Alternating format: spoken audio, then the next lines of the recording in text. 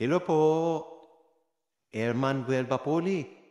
Maaari raw maging sanhi ng iba't ibang sakit ang problema sa pera base sa isang pag-aaral. Iyon ang kaso ng mga Pinoy na hirap sa pag-manage ng kanilang financial problems.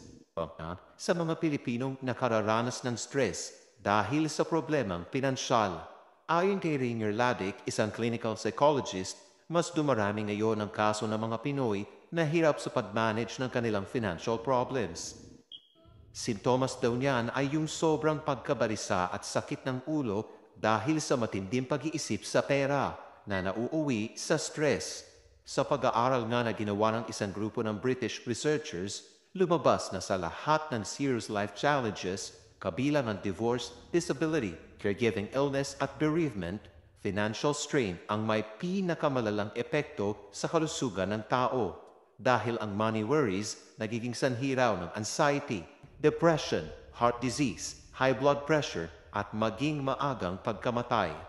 Bilang tugon, mahalaga raw na magkaroon ng kaalaman sa paghawak ng pananalapi o financial literacy. May trabaho mapagkukunan ng panggastos at kung kinakailangan, magpatingin sa mental health professional, huwag daw ikahiya. Ingat po palagi. God bless po.